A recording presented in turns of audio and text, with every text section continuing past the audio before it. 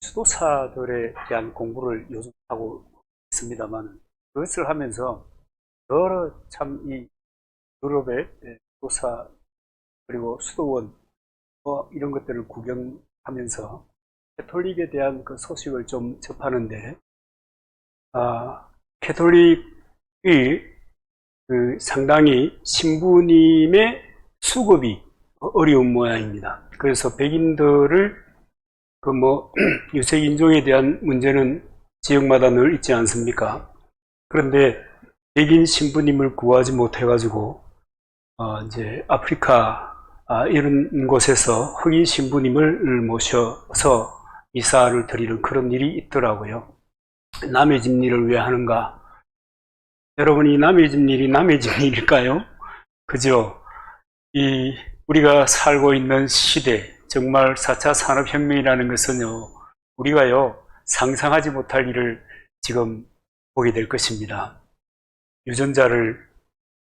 약한 유전자를 톡톡 잘라내서 건강한 유전자를 넣어서 어쩌면 불멸의 인간을 만들어낼는지 모르겠어요. 어쨌든 엄청난 변화, 우리가 상상한 그 이상의 상상이 현실로 변하는 그런 시대를 사는데, 저처럼 좀 연식이 좀 된 사람들은 그나마 괜찮아요. 왜냐하면 믿어오던 대로 믿어가면 되니까. 그런데 이 젊은 사람들 문제죠. 그 다음에 이 지성사회 속에서 그 일원이 된 사람들 문제죠. 여러분, 인간의 근원적인 고민요, 어디서 와서 어떻게 살며 어디로 가야 하는가.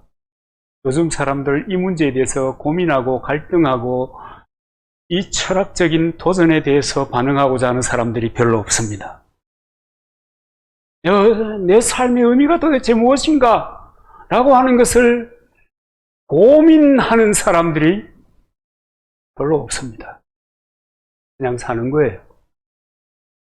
어떻게 하면 더 편하게, 더 내가 만족스럽게 살아갈 수 있는가?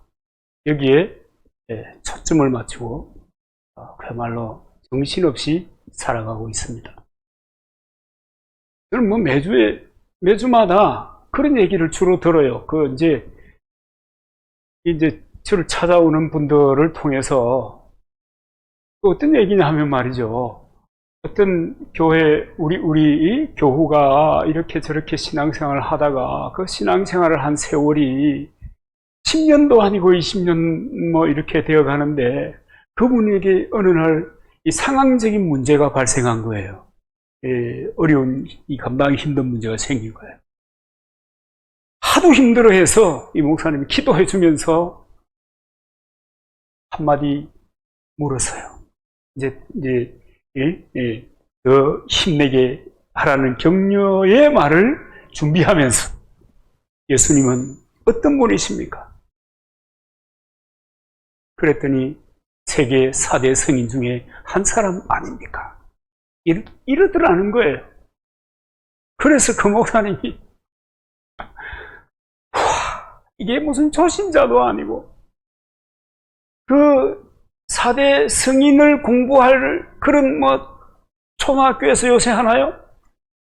중학교쯤 수업 시간에 듣는 그 이야기를 가지고 예수 그리스도는 세계 4대 성인 중에 한 사람입니다 하는 고백을 듣고 자기는 이 목회를 계속해야 될 거냐 말아야 될 거냐를 고민하고 있다는 거예요. 내가 목회하는 것이 의미가 있냐는 거예요. 제가 들어봐도 그렇겠다. 그런가 하면 어떤 사람들은 하나님을 경험하고 주님과 더불어 인생을 살아가면서 정말 하나님의 언약을 붙잡고 최선을 다해서 하나님께서 내 삶을 인도해 주실 줄 믿음으로 신뢰하고 살아가는 그런 사람들의 감정이 폭발적으로 넘쳐납니다. 그런데 또 어떤 사람들은 말이죠. 내가 오랜 세월 주님과 더불어 살았는데 도대체 나에게는 아무런 심리적인, 육체적인, 환경적인 변화가 없더라. 이 신앙이라고 하는 것 자체가 내게는 의미가 없습니다. 아무런 내가 변화가 일어나지 않는데 내가 어떻게 이것을 꾸역꾸역 계속해 갈 수 있겠습니까? 참, 여러분, 이런 이야기가 한두 사람의 이야기가 아닌 것으로 볼 때, 참, 도대체 이 교회가, 이 예배당 공동체가, 그리고 그 예배당 공동체의 리더십들이 이 성도들에게 무슨 짓을 하고 지금 세월을 보내고 있는가? 라고 하는 생각이 드는 겁니다. 이런 사람도 있고 저런 사람도 있겠지만 도대체 교회는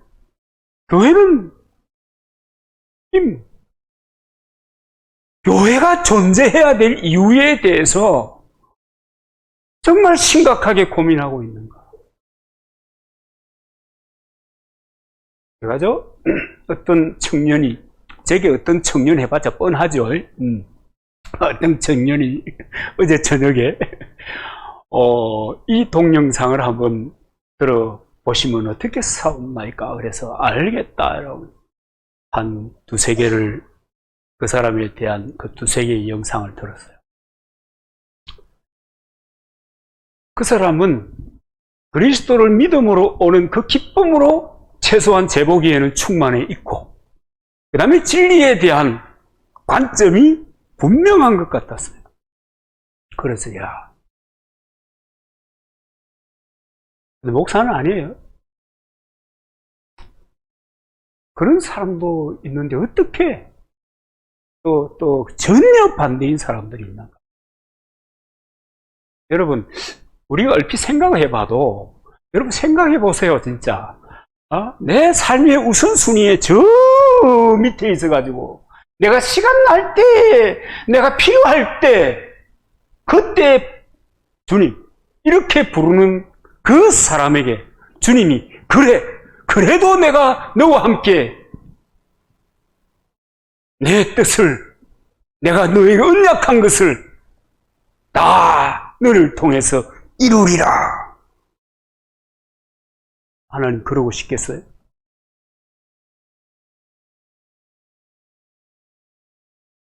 여러분 어떻게 생각하세요? 여러분에게 어떤 친구가, 아니 초등학교 졸업하고, 요새 저는 그런 연락이 많이 옵니다. 초등학교 졸업하고 지금 세월이 얼마요 지금? 갈 때가 다 돼가는데. 예? 근데 갑작스럽게 한 번도 연락이 없던 친구가 연락이 오는 거예요. 그럴 때 여러분 어떻게 하십니까? 저는 그냥 덮어버립니다. 그를 만나러 갈 여건도 안 되지만, 찾아오면 또 만나겠지만, 그러나 그렇게 내가 그에 대하여, 또 그가 나에 대하여, 그렇게 할 얘기가 많다고 생각하지 않기 때문에. 좀 이기적입니까? 아니, 그리스도의 심장을 가진 사람이, 연락 오면 무조건 반응해야지. 아니에요. 주님인들, 그러고 싶겠습니까? 주님, 그분의 말씀에, 그분의 인도하심에 내 삶의 우선순위를 두고 그분에게 나아간다면 그분은 역시 모든 것에 우선해서 그에게 주목하고 그를 이끌고 그와 함께 삶의 이야기를 나누게 될 것입니다. 그렇지 않습니까? 그래서 저와 여러분은 우리의 삶의 문제에 관해서, 심지어는 오늘 예배드린 이 예배의 자리에서 하나님은 나의 예배를 받으실 만한가? 나의 기도와 내 헌신과 내 삶과 나의 생각, 내 마음의 소원을 하나님이 받으실 만한가? 하는 것에 대해서 여러분 생각도 하고 고민도 해야 합니다. 나는 내 마음대로, 내 생각대로, 내 마음이 가는 대로 내 입장에서 생각하고 판단하고 그렇게 하나님을 생각하고 공동체를 생각하고 그렇게 살아가는데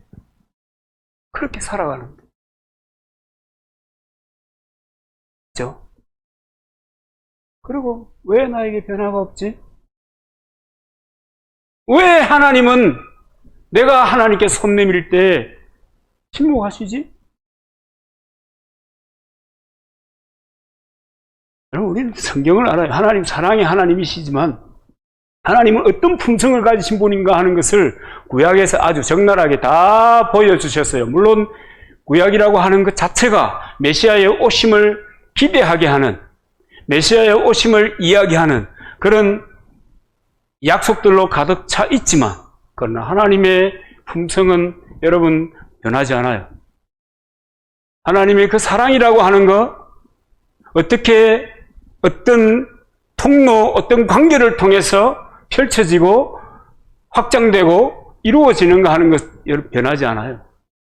하나님 변해요? 안 변해요? 우리는 변하지. 그래서 저는 여러분이 어떻게 생각해 보면, 야, 목사님은 늘 이 근원적인 문제에 관해서 이 기독교의 기본적인 이야기를 반복하는가, 그런 생각을 할 수도 있을 겁니다. 여러분, 교회가 존재하는 목적이 뭡니까? 교회가 어느 길로 가야 하겠습니까? 교회는 무엇을 말해야 되고 무엇을 추구하면서 다가오는 시대를 맞이해야 되겠습니까? 기본적인 변화가 없으면, 그 기본적인 변화가 없으면 그 보내는 시간 자체가 의미가 없습니다. 내가 많이 알고 내가 많이 축적됐던 교회 생활에 관한 여러 가지 상식들이 아무런 의미가 없어요. 여러분, 내가 그리스도인이 돼야, 내가 예수 그리스도를 주여 하나님으로 믿고 그를 영접하고 하나님의 자녀가 되고 하는 나라의 시민이 된 것을 확신하고 하나님의 영적인 가족이 된 것을 확신하고 하는 그 순간부터 주님과의 친밀이라고 하는 것이, 내 삶의 변화라고 하는 것이, 내 삶이 주님과 동행하며 일어나는 변화를 내가 순간순간 목격하면서 살아갈 수 있는 것입니다. 여러분, 우리 농사 지으니까 알잖아요. 씨앗들이 있잖아요. 저는요, 여러 가지 꽃이들을 귀한 곳에서 가지고 와가지고 파종 시기를 놓쳐가지고 발화를 못 시킨 것들이 많아요. 그릇에 담아 놓아가지고는 발화가 안 돼요. 그릇에 담아 놨는데 발화가 된다고 하면 그것은 썩는 징조입니다. 땅에 떨어져서 시간이 지나갈 때 비로소 그 씨앗이 발화하고 열매를 맺는 겁니다. 근데요, 내가 그리스도인이 되지 않았어요. 내가 예수 그리스도를 마음의 주님으로 받아들이지 않았어요. 주님, 예수님이라고 하는 분이, 교회 가면 하나님이라고 하는 분이 내가 앉아있으면 그가 알아서 나에게 이런 일도 하고 저런 일도 하고, 한번 해보세요. 여러분, 하나님 아무 일도 안 해요. 그에게. 아무 일도 안 해요. 왜 하지 않지? 그냥 안 해요. 성경을 보면 알잖아요. 그러다가 정말 하나님께서 이 사람을 요긴하게 써야 되는데, 그런데 얘 왜 이래? 이럴 때는, 그죠? 요나처럼 뱀이 창에 가서 자고 있어도 두드려 깨는 거예요. 그래가지고 큰 물고기 입에다가 그냥 던져버리는 거예요. 그래가지고 회생시키는 거예요. 그런 사람 많지 않아요? 우리는 사도 바울에 대해서 이야기를 많이 하잖아요. 사도 바울이요, 극적으로 예수님을 만나지 않습니까? 예수 믿는 것들이, 이것들 버르장머리가 없어도 한정없이 없구나. 아니, 예수가 무슨 하나님이라고 씨버리고 댕기 산모, 말도 안 되는 소리 하고 있네. 여호와를 망령되게 일컫는 그러면서 예수 믿는 사람 잡으러 가다가 주님이 그에게 나타났잖아요. 왜 나를 핍박하니? 내가 언제 네 핍박했는데? 야, 네가 핍박하던 그 사람들이 바로 나요? 근데 그때 만약에 주님께서 저처럼 이렇게 나타나가지고 얘기했으면 안 믿었을 때, 다른 사람들은 전혀 그 상황을 알지도 감지하지도 느끼지도 못하고 그에게 단지 그에게 그 일이 있었는데 눈까지 멀어버린 거예요. 그러니까 이게 상황이 심각하다. 그리고 변화된 사람이 누구예요? 바울이에요. 그런데 바울같이 극적인 변화를 가진 사람 별로 얼마 안 돼요. 제가 우리 이 교회 역사 속에 보면 선다싱이라고 하는 사람 나와요. 이 사람이 좀 바울 비슷하게 해서 예수님을 영접하게 된다. 돌 던지다가 예수 믿는 사람 주시. 그러다가 집에 들어와서 하고 이제 자기 나름대로의 그 수행을 하고 있을 때 빛으로 임하신 예수 그리스도를 만나는 거예요. 그래서 그분이 별명이 맨발의 성자잖아요. 복음을 전하는 사람이죠. 이런 사람은 흔치 않아요. 흔치 않아요. 하나님이 찾아오셔서 우리 사람들의 마음을 두드리시지만, 그러나 대개의 경우에, 대개 보편적으로 안 들어요. 못 들어요. 여러분, 하나님의 음성을 듣는다. 제가 만약에 제게 그런 경험이 없었으면 아마 이렇게 얘기했을 겁니다. 하나님은 절대 직접적으로 여러분들에게 말씀하지 않습니다. 성경을 통해서, 하나님의 사람들을 통해서 그렇게 말씀할 겁니다. 뭐 이렇게 얘기하겠지만은, 그러나 예외도 있겠죠. 왜냐하면 하나님께서는 우리야 성경을 통해서만 하나님을 경험할 수 있지만, 하나님은 성경의 틀이라고 하는 것에 매이지 않고 매일 필요가 없는 분이니까. 그럴 수 있겠죠. 그렇잖아요? 여러분, 예수 그리스도를 믿는 하나님의 자녀가 되는 것이 너무너무 중요합니다. 예수 그리스도를 믿는 것이 너무너무 중요한 거예요. 받아들이는 것이 너무 중요한 거예요. 그리고 받아들이고 내가 천국의 시민권자가 됐다고 하는 사실을 자각하는 것이 너무 중요한 거예요. 내가 하나님의 영적인 가족이 되었다고 하는 것이 자각되어져야 되는 거예요. 그건 너무너무 중요한 거예요. 지금도 주님께서는 계시록 3장 20절을 동원해야 되겠습니까? 내가 문 밖에서 두드린다. 그럼 나 좀 들어갈게. 지금도 녹화요. 지금도 우리들의 마음속에 와서 자극하시고 두드리신다 하더라도 내가 그분에 대하여 마음을 열지 않으면, 그래, 주님 역사해 보세요. 하나님 역사해 보세요. 교회 왔어요. 하나님 이 시간에 임재하십니까? 두세 사람이 모인 곳에 나도 함께 한다. 그러니 여러분 임재하고 계시는 겁니다. 근데 어디 계세요? 대부분의 사람들은 그러고 있는 거예요.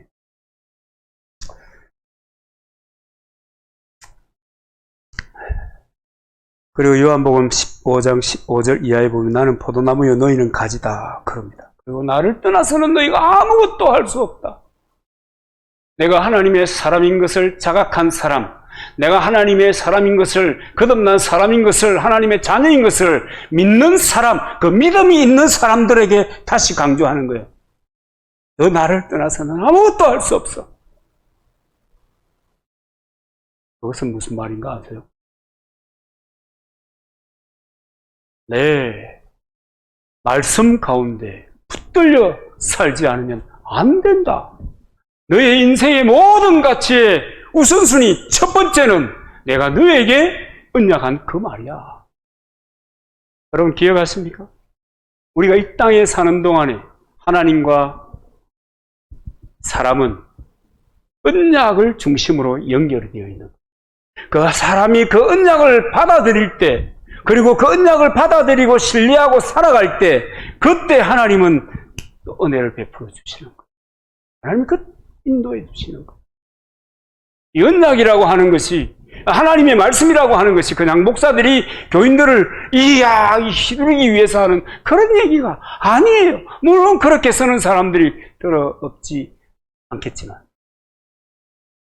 없을 사람들. 예수 그리스도를 떠나서는 아무것도 할 수 없다. 그래서 여러분, 예수 그리스도를 믿으면 놀라운 일이 생기는 거예요. 놀라운 일이 생기는데 오늘 본문에 보니까 영생을 얻게 하려 하십니다. 하나님이 세상을 이처럼 사랑하사 독생자를 주셨으니 이는 저를 믿는 자마다, 이는 저를 믿는 자마다, 이는 저를 믿는 자마다. 아니, 모든 사람에게 그냥 하나님께서 통 크게 그냥 통 큰 홍당 이런 것도 있대요. 보니까 아주 통 크게 그냥 박수 쏴버리지. 그냥 모든 사람들에게 내 말을 듣든지 안 듣든지 멸망치 않고 영생을 얻게 하겠다. 이랬으면 좋았을 텐데 그것이 아니고 누구든지 예수 그리스도를 믿는 자마다, 그리고 누구든지 예수 그리스도를 믿는 자마다 하나님의 백성이 된다. 우리의 시민권은 하늘에 있는지라 거기로서 구원하는 자 곧 주 예수 그리스도를 기다린다. 하늘에 내 시민권이 있다. 우리의 시민권은 하늘에 있다. 우리의 시민권은 하늘에 있다. 그리고 이 땅을 다녀가는 거예요. 마르고 닳도록 해도 참 괜찮은 이야기가 삼생에 대한 이야기. 해중에서의 시간 270일 정도, 그 다음에 현상의 세계에서 7, 80년, 요새는 100세 시대라고 하니까 또 그렇긴 하지만 모든 사람이 것은 아니잖아요. 그리고 그 다음에는 내세가 있는 거예요. 하늘의 신분이 잠시 다녀가는 세상. 맞습니까? 부인을 할래야 부인할 수가 없어요. 시간이 갈수록 더 부인하기가 어려워져요. 다녀가는 거예요. 제 친구들이요. 갑작스럽게 건강하게 사업 잘하고 있다는 얘기를 들었는데 부고가 떴네요. 무슨 예고도 없어요. 그냥 예고할 일도 없죠. 순간적으로 다가오는 거죠.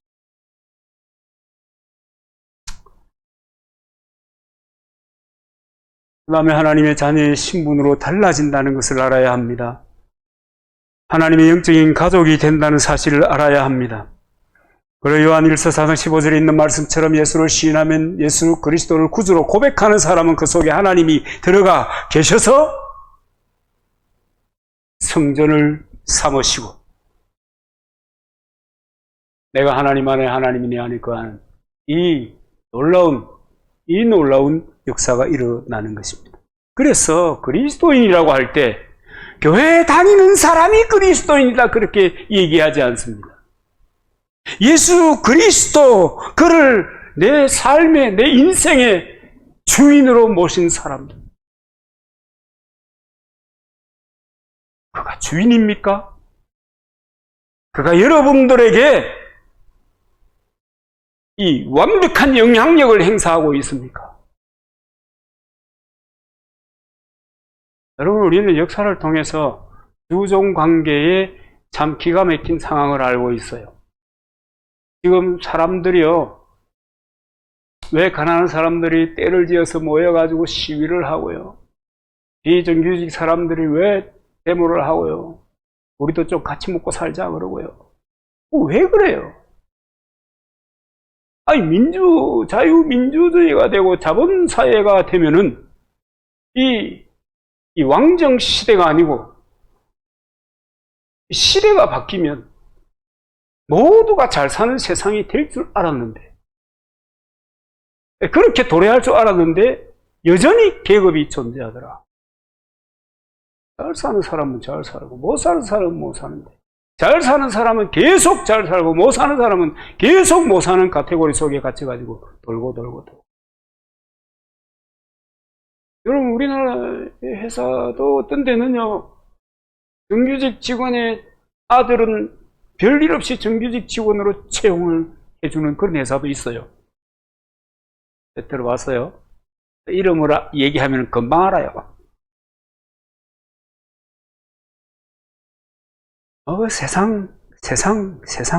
세상. 너무 이 새로운 주인과 새로운 종의 관계가 이 세상에 여전히 있는 거예요. 그러면 다가오는 세상에는 사라질까요? 안 사라져요. 안 사라져요. 몸부림치고 대묘하고 뒤집어 버리면 되나요? 안 돼요.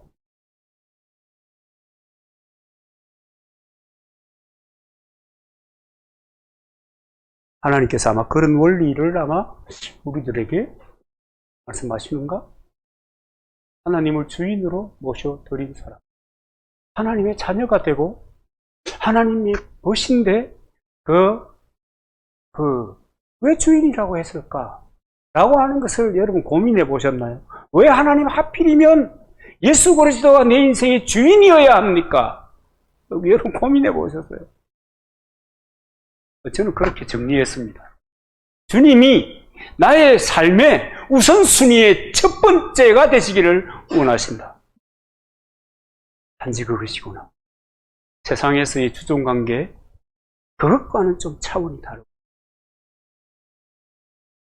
하는 것으로 저는 정리했습니다만, 어쨌든 예수님을 마음에 모신 사람, 사도행전 11장 26절에 보면 예수님을 믿는 사람을 그리스도인이라 하는 거 보면 예수님을 믿는 사람과 예수님을 마음의 주인으로 모셔드린 사람을 성경은 동일시하고 있습니다. 예수를 믿는다고 하면 그것은 예수 그리스도를 주인으로 모셨기 때문이다 라고 하는 이야기를 성경이 하는 것 같아요. 근데 반대로 불신자라고 하면 여러분 넌크리스찬이라고 하는 것은 예수 그리스도를 마음에 모시지 못한 사람, 세상에 주는 것, 세상이 내게 이 관계에 지어놓은 그 모든 것들, 그런데 그런 것들로부터 오는 즐거움과 유익과 기쁨 때문에 예수 그리스도를 받아들이지 못한 사람, 넌크리스찬, 불신자, 이 차이가 있는 거죠. 그런데 예수 그리스도를 믿는 자를 멸망치 않고 영생에 이르게 하신다. 믿는 자, 우선순위 퍼스터, 그분은 나의 주인이시다. 나의 왕이시다.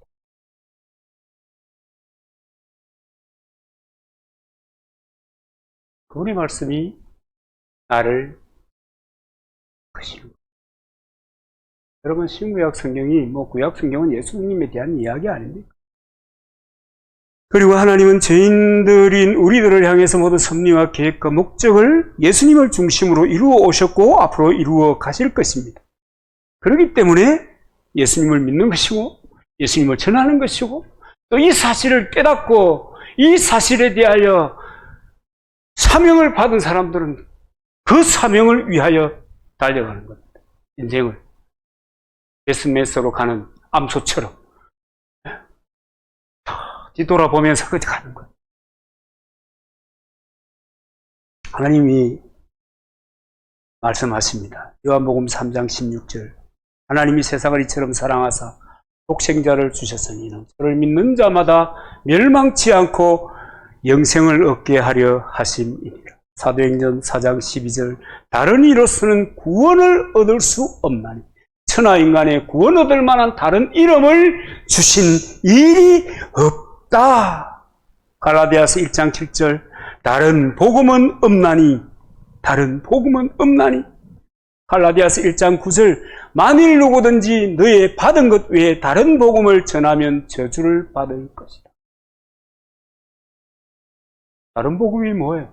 예수 그리스도 외의 희망, 예수 그리스도 외의 꿈, 예수 그리스도 외의 삶의 유일한 대안, 예수 그리스도 외에 내 삶을 움직이는 어떤 그 에너지, 힘, 동력, 이런 것들. 그런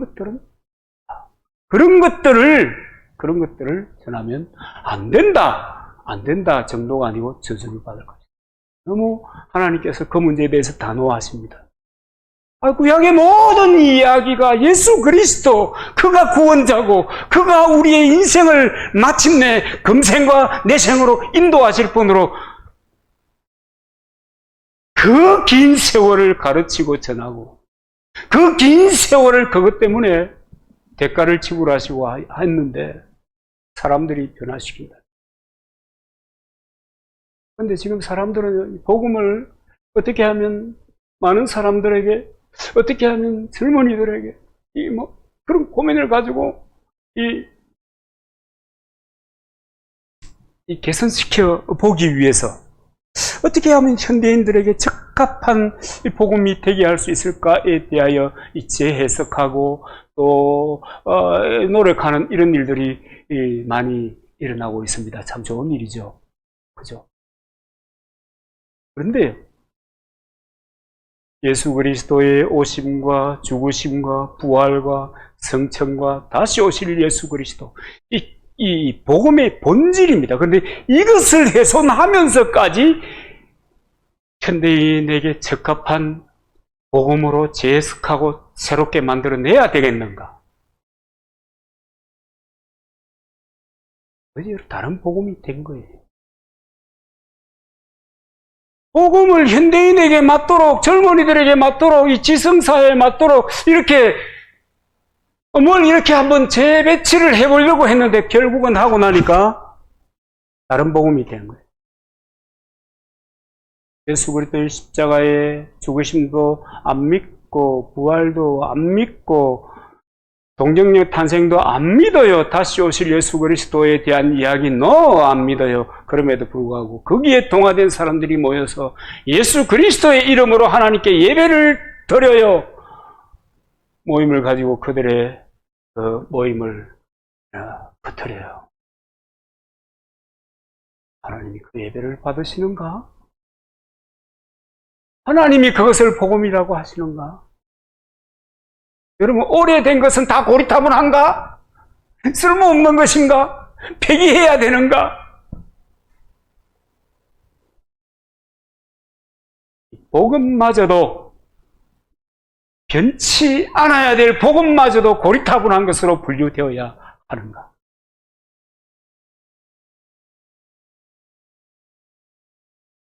예산일이 아닙니다. 예산일이 아닙니다. 기독교 역사를 통해서 볼 때 수많은 사람들이 왜 복음을 전하다가 짐승의 밥이 되고요, 순교하고요, 어려움을 당하고요, 로마는 창에 찔려 죽고요, 바돌로메라고 불렸던 베드로는 십자가를 거꾸로 지고 죽고요, 죽고 사도들의 이야기는 그렇게 끝이 나잖아요. 왜 그래요? 왜 그래요? 도대체 복음이 무엇이길래 자기 인생을, 자기 생명을 한 번밖에 없는, 성경도 얘기하잖아요. 천하보다 귀한 생명, 한 생명 같이. 그런데 왜 자기는 그렇게 정말 허망하게 던져버렸을까요? 다른 복음이 없기 때문입니다. 그것을 깨달은 거예요. 예수 그리스도 외에 다른 이름을 주신 적이 없다. 가슴이.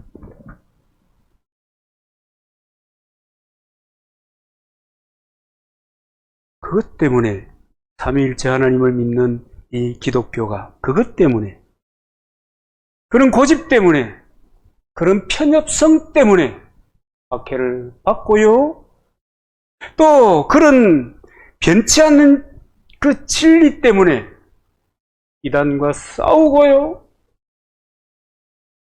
사회상 사람들에게 도대체 고집불통에 이 편협되고 아주 고집스러운 인간들, 예수주의들, 이런 얘기를 듣는 겁니다. 왜? 예수 그리스도 외에는 구주가 없기, 다른 이로서는 구원을 얻을 수 없나니. 이 말씀을 굳게 믿기 때문에 그런 삶의 결과가 나오게 됩니다. 여러분, 우리도 좀 생각을 좀 많이 조정해야 될 필요가 있습니다. 우리 믿는 사람들의 생각이 좀 많이 조정돼야 될 필요가 있어요. 여러분, 지금 우리 믿는다고 하는 사람들도, 교회 다니는 사람들도 내 생각이 기준일 경우가 얼마나 많은가요? 그죠? 아무리 제가 이렇게 설교해도 뭐 여러분들은 좀 덜할 가능성이 있습니다. 왜냐하면 날이면 날마다 그래서 하니까 저게 뭐 때문에 그러냐, 이런 고민들은 다 해보셨어요. 자기 생각, 자기 판단 기준을 가지고 선별적으로 처리하는 거예요.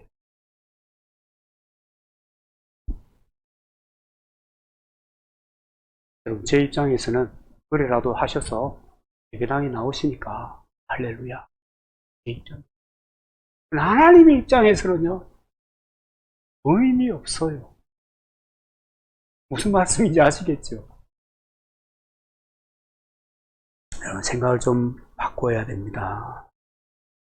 너무 자기를 위해서, 자기 입장에서 모든 것을 생각하고 판단하는 이런 경향, 원래 세상은 그런 거고, 안 믿는 사람은 원래 그렇게 사는 거예요. 아니, 이 험한 세상을 자기 생각이 없이 어떻게 살아요? 그렇잖아요? 누가 자기를 이해해주고 받아주고 자기의 입장을 받아들여서 상황을 만들어주고 누가 그래? 그러니 세상사를 살아가는 그 사람들은 당연하다 할지라도 달라져야 한다.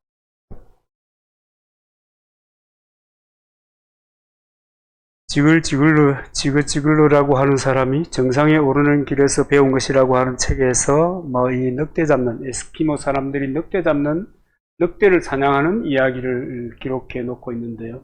그 사람들은 늑대를 사냥할 때 창에다가 피를 묻히고, 그 다음에 물에다가 피를 넣어가지고 그것을 창과 함께 꽂아 놓으면 나중에 얼겠죠? 그 얼은 것을 늑대가 다니는 길목에다가 딱 꽂아 놓는데요. 그럼 늑대가요, 피냄새를 맡고 그것을 핥기 시작하는 거예요. 한참 얼음덩이를 얼음덩이를 핥다 보니까 어떻게 돼요? 혀가 마비가 돼요. 그래도 계속 핥죠. 나중에는 어떻게 되는 줄 아세요? 그 창날에 혓바닥이 달려 나가는데도 계속 피를 빨아요. 자기 몸에서 흐르는 피인 줄 모르고 빨다가 나중에는 지쳐요. 쓰러지는 거예요. 그때 에스키모인들이 그 늑대를 잡고 가는 거예요. 그 이야기. 사람들이 살아가는 이야기가 아닌가 하는 생각이 드는 거예요. 나는 좋아서 하는 일이고, 나는 그것을 하면 기분 좋고, 나는 그것을 할 때 행복함을 느끼는 것 같은데, 그런데 그것이 나를 죽음에 이르게 하는 그런 도구가 될 수 있다고 하는 겁니다. 여러분, 예수 믿으면 구원받죠? 영생을 얻죠? 하나님의 자녀가 되죠? 거룩한 하나님의 영적인 가족이 되죠? 그런데 예수 믿으면요, 주일 지켜야 돼요.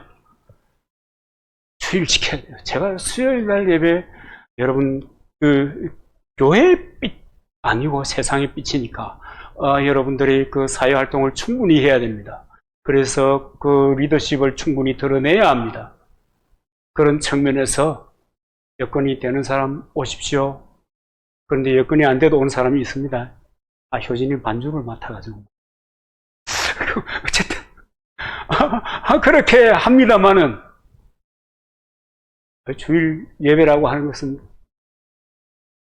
정말 중요한, 예배를 통해서 하나님이 말씀하시고, 사람을 통해서, 예배의 현장에 성령님이 임재하시고, 예배를 통해서, 이 현장을 통해서 하나님이 만지시고, 회복하시고, 고치시고, 바꾸시는 역사를 해가는 겁니다. 너무 중요한 거예요. 그러니까 주일날 교회 가야죠. 교회 가야 돼요? 그것도 뭐 해라 그래요? 시간을 내어서 기도해라 그러지요. 봉사해야지요. 11조 내라 그러지요. 해야 할 일이 얼마나 많은지 몰라요. 그런데 당장에 예배당 문 밖에만 나서면 얼마나 재미있는 일들이 많습니까? 안 그래요?